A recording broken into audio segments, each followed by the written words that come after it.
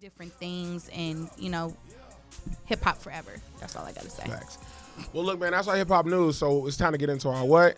Album review. There I go singing the goddamn game. Exactly. Yo, so this week we have an album from what I would say is a certified legend. I think this gentleman does not get enough credit. He's been in the game for a minute. He's one of Detroit's best MCs. Royce the 5'9" came and laced us with this album, which is, we'll talk about in a minute, the Allegory. Yo, Mike, let it rock.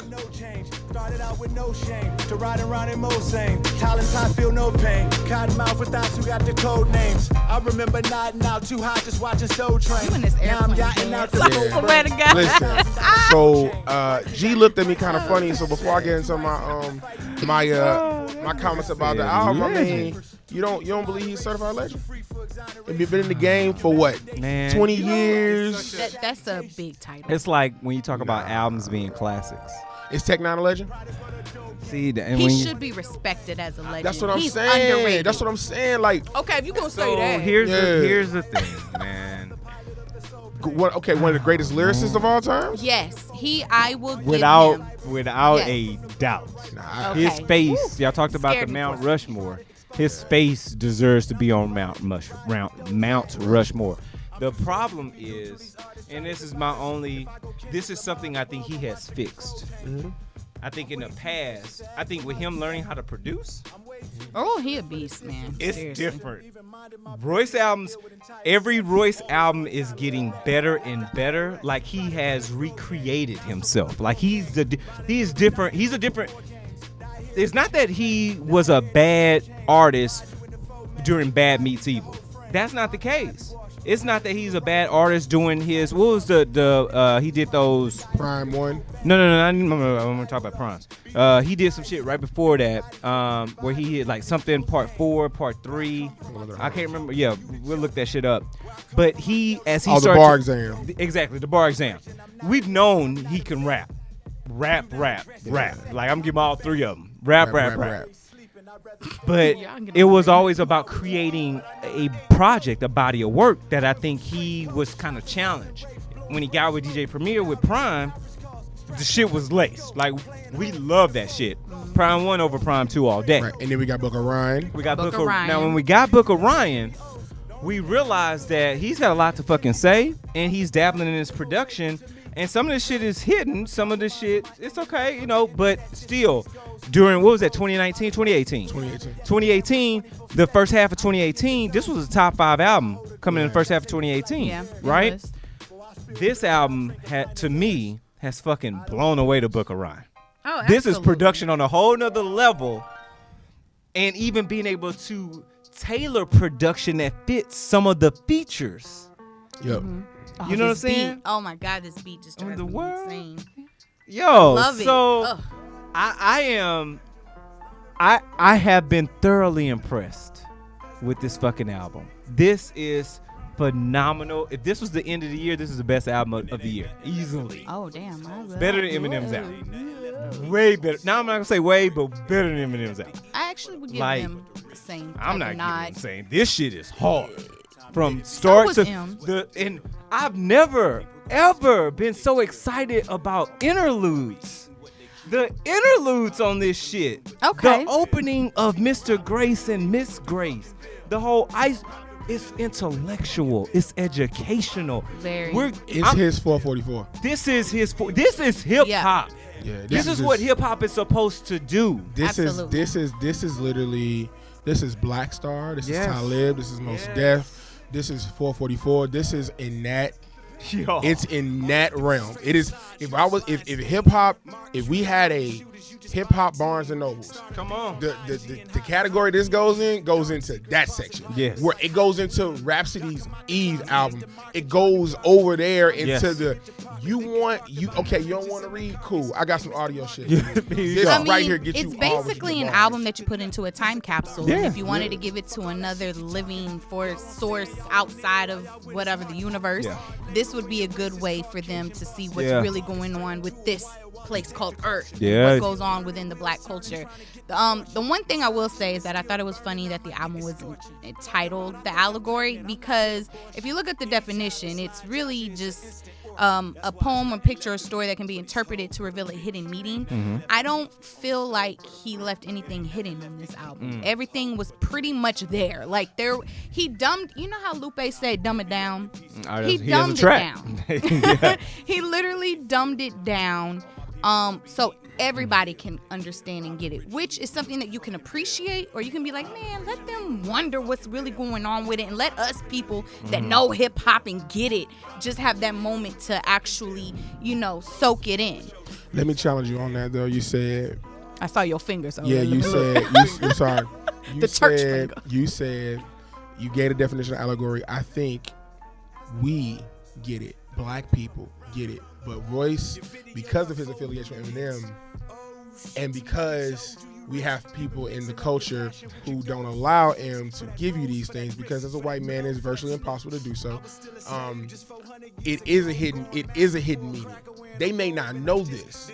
This is a way to get you all of the history you want in one. Like he said, the skits alone, you could play these skits alone for somebody and they've literally increased their IQ like tenfold. I had like a daughter. so literally, I think the meaning of I think the name of the album is perfect because he has a diverse fan base because of his affiliation with Eminem. People rock with Royce because of M. White people in particular. And I even love the M skit on here. Perfect. I thought Perfect. Lord Jamar. Can we stop now? Can we stop? Can we stop? Because I don't think that was rehearsed. You know what I'm saying? If it wasn't that and the Crook interview in the studio where he was reciting Tretch lyrics, my nigga, I'm a hip hop head and I couldn't recite some of the lyrics. Like, let's keep it a buck. But nonetheless, we're not gonna digress. The skits were perfect. His features were amazing. Salute all of Griselda on here. You know I give him a Oswin Benjamin. Salute to him. Yo, he made that jump. Let me hop in here real quick. Yeah. Oz, we leave it on the multi-camera so you can see it all. Because Oz was a friend of the show. He came on the goddamn show, blessed us. He dropped a hellified freshman album. Can't wait for this fucking sophomore album. Woo! But Oswin, listening to you next to a titan, listening to you next to a legend, God damn it, son, you on your way. Yes, sir. Talking like you old. He on his goddamn way. Like that. He's good. That boy. He's that beyond boy. good. That boy's good. I mean, Randy Watson. Stop it. I hate y'all and love y'all at Randy the Watson. same damn time. I mean, speaking of that, his features on the album were actually, pretty complimentary to his style of rap and what he wanted to discuss. On the Block was the one with Oswin Benjamin, and he had DJ Premier. I mean, how more hip hop can you get than that, Come right? on. He also had one of my favorite people, which I mentioned earlier, Vince Staples, on there, and he actually kind of gave him props on the actual song, which was titled "Young World," featuring G Percio. Am I saying that right? And Vince Staples. And I really like this woman's voice throughout the album. Ashley Sorrell. Yeah, she was on his last body of She work. was a great compliment to him, and I feel like they could definitely be a duo, right? She signed to him. He said it this morning. Yeah. She signed to him, On the and Breakfast Club, yeah. And I think she rapped on a song, if I'm not mistaken. Yeah, she did. She did. I think she spit some bars. She's extremely talented. Yeah. I Sounds think great. she sounds amazing. Of course. 'Cause not everybody could get in his pocket. Yeah, You know what I mean? So he had Grafh on here. Kid Vishis. Kid Vishis on Yo. here. Yo, shout to my CyHi, man. the Prynce. Shout to my man, said the entertainer from St. Louis, STL. Yeah. Fellow brother of yours. Yeah. You know what I'm that's saying? But Black Savage had the most features on there, It which did. was But CyHi, the we reviewed Prince. that actually. Huh? We reviewed that actually. That was a track of Yeah, true. And it had Cy, Ari the Kid, T.I., and White Gold. I Yep. felt like it was a different group of cats on a song that would worry me if I didn't actually know. Like, be kind of a little worried, but it was perfect. Yeah. Everybody got Everybody in their, had their in their moment. intellectual bag though. That's what I'm Yes. saying. It's like, go ahead. No. You when I Like, say we're break- super excited. We all just this talking. shit, this song particular, Black Savage, first and foremost, perfect intro to it with that Black people in America, right? Yeah. It walked us right into that shit because if we thought about it, if we literally took our talents, not to motherfucking South Beach, but keep going, keep fucking going east. 85. We took 8 straight 85 to Africa. We took our Grabbed your dinner ass on the way. Shout out to Jadena, man. We could literally, that continent would be totally different. And America would fall. Take 13% of the population in America. We're $1.3 trillion in buying power. Take that shit out of this economy. America literally falls. It falls the fuck apart. I don't think people understand how fragile this country is when you take a whole demographic of people and you move them from it. That shit is real, what he's saying. So take us, put us in Africa. Africa changes in 20, 30 years. By Lil Tut's, when he gets our age, Africa's totally different based on what we do right now in the next 20, 30 years just by leaving here and going there. So I say that shit to say, this reminds me, speaking of CyHi to Prynce, this is like New Africa Part 2. I challenge all those that rock with us right now. We see the thousands of people that listen to this goddamn show each and every fucking week. We salute y'all. Go listen to CyHi's New Africa. This Black Savage is literally like Part 2 of that shit. This shit's fucking powerful. That's dope. I mean, I feel like the length of the song. Let me ask y'all, because we say 22 tracks is a lot. Granted, 7 of them were skits and interludes. Do you think they were absolutely necessary to help tell the story, or could you have done without some? I was good except for Hero. What about you, Tut? No, I actually, I cheated a little bit listening to his Breakfast Club interview. I know why he put that track on here. Okay. The backstory real quick is he put a track on Book of Ryan, I believe, in his last project about his father, and he was talking about the relationship being good but having ups and downs. Yeah. And father whipped his ass or punched him or something. Yeah, but the thing about it was he put it out there, but people interpreted it a different way because they're so used to artists bashing their parents. Yeah. And he had to, if he felt compelled to come back because him and his father have a great relationship, and he is, somebody who he respects a lot. So I think that track was important. Yeah. Probably not my favorite track, but I understand why he did it, and I think gave more context. But anyway, nonetheless, I actually like the length of the album because it flows so well. I'm not typically a long album person. Hour 8 minutes is a lot, but it flows well. My only critique of the album, and this isn't really a critique of the album, it's a critique of where I am mentally sometimes, is I have to be in a bag to listen to this sometimes. Like, sometimes this is a mood. Sometimes, like, this ain't really gonna go hard in the gym. This is more me sitting at home, Lil Tut sleep, wifey sleep, I got my headphones on, and I can put it on with a bottle of scotch or sit out on the porch, smoke a cigar, drink some scotch. Like, in that, I need to get in that bag. I want to be in that. I need to be in that space. I can't be in I want to kick it space. I can't be in, I'm really riding the workspace because I'm being around a lot of people. You know what I'm saying? I can't be in that. So that's my only critique, but it's really not a critique of the album in a bad way. It's just where my mental is. I have to be, just 444 is the same way. Like, because there's no change of pace on here.